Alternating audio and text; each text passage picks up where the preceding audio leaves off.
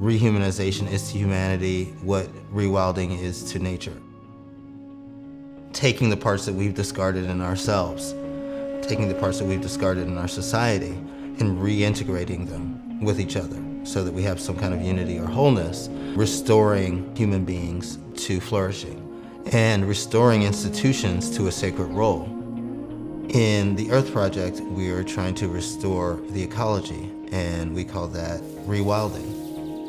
This concept of rewilding obviously came from David Attenborough, who's the famed naturalist. Over his lifetime has seen the Earth basically reduce in biodiversity by over 60%.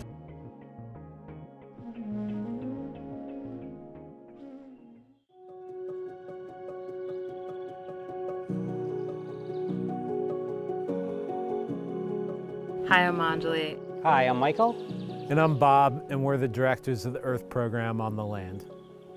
All of us came from the suburbs and the cities, and none of us had experience living and operating a property out in nature, in the sticks. We didn't know what compost was. We didn't know we had a well on the property.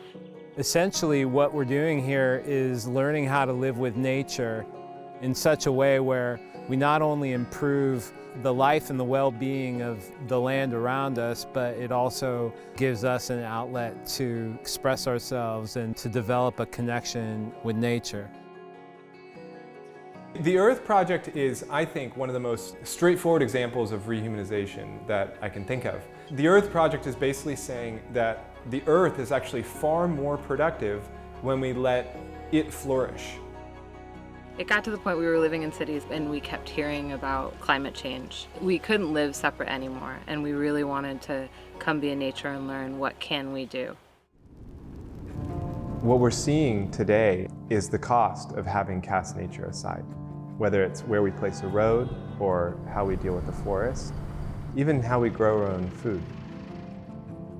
Our study and our practice is how do we have nature thrive on its terms? We're reliant on nature to thrive in order for us to thrive. We started talking to people about the wildfires in California, and that's when we met the top climate scientists. We came to understand that it's endemic, and all of us are so personally affected. The wildfires were coming over the mountain. That was when we decided we couldn't look away anymore. We were going to do something. We were going to be a part of the solution, and we decided to make this property an example of what the solution would look like. We learned about people like the ecologist and filmmaker John Liu, the USDA soil scientist Ray Archuleta, and Occidental Arts and Ecology School's co-founder Brock Dolman. It's possible to rehabilitate large-scale damaged ecosystems. That's a huge, huge understanding.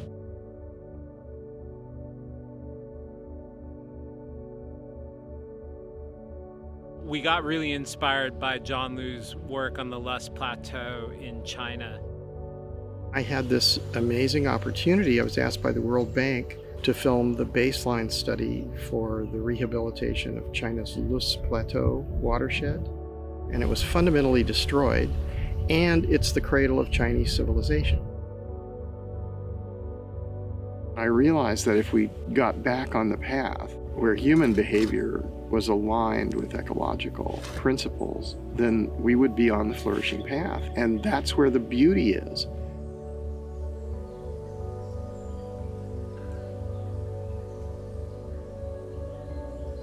We're called now to address mistakes that have been made over historical time by human beings.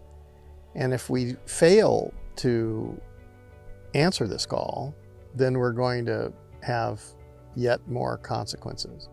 We're experiencing the consequences now, but we know enough to say, well, there are solutions, we have choices.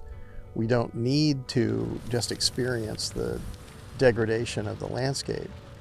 We can come up with the shared intention to do it together.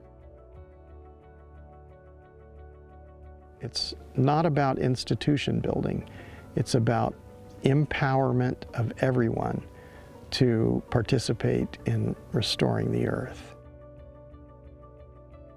So here in California on our property, we started to experience devastating impact of a mega drought, and then started seeing mega fires pop up worse and worse every year. We need to have a kind of collective intelligence around why is this happening and what we can do about it. Every year I've been here, I've never had to worry about watering the garden because we always use the river water to water the garden. Well, this past year, with no river water, the well dried up a few times. That really hit home, like this is an important issue. We need to learn how to manage our water. It's not just rainfall that we're talking about available moisture. And that led us to looking into water catchment, water runoff.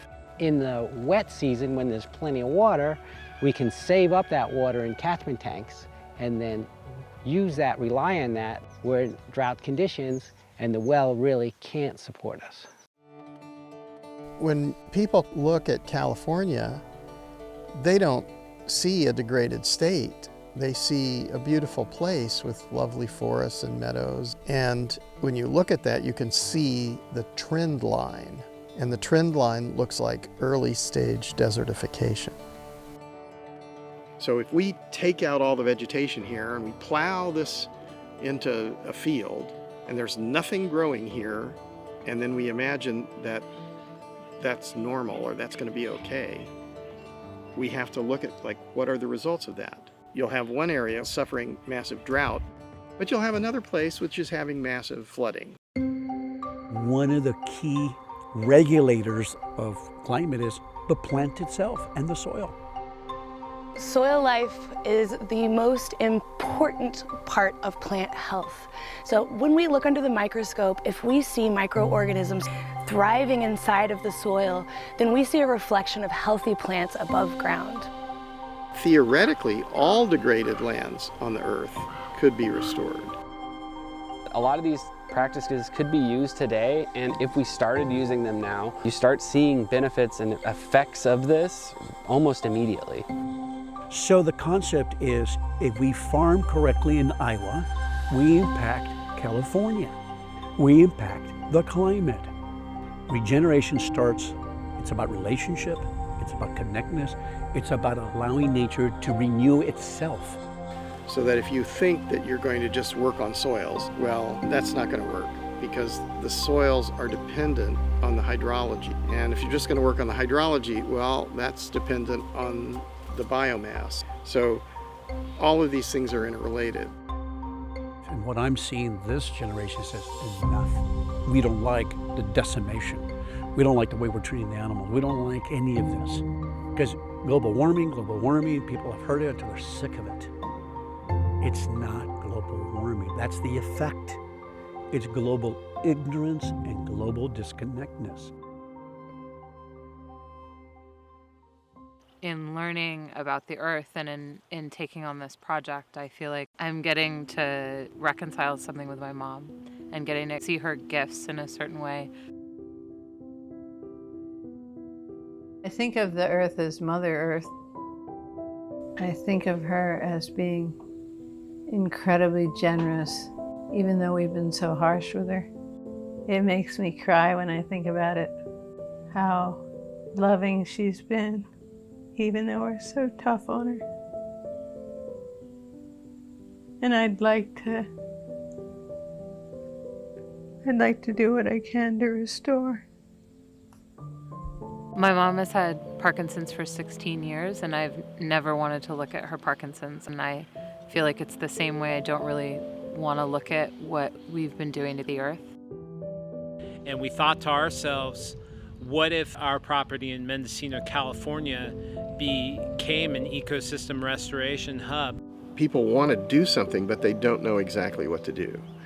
And ecosystem restoration camps are a place where people can easily learn how to restore soils, restore the hydrological cycle, and propagate and plant out the amazing biodiversity that we rely on for life. You have to be intimately involved. And it impacts you socially, culturally, spiritually, emotionally. You've got to be engaged. there is something healing about turning and facing it, not hiding from my mom or from the desertification of the earth, but fully getting into relationship with it. In planting things and in being outside in a natural environment, there's something that it's telling us. How healthy is your land? If we can learn how to get the right balance of plants in the soil and grasses in the soil and root structure, we'll actually learn what it's like to be a part of the living ecosystem that is this property. We have some of the best climate scientists in the world, some of the best gardeners in the world, permaculture gardeners. And each one, to a person, says the exact same thing. I listen to the garden. The garden tells me what it needs. I touch the soil. I feel the leaves, and they tell me what they need. And that's really my approach to any creation of a program, and that's our approach, is we enter what is needed here that would create human flourishing.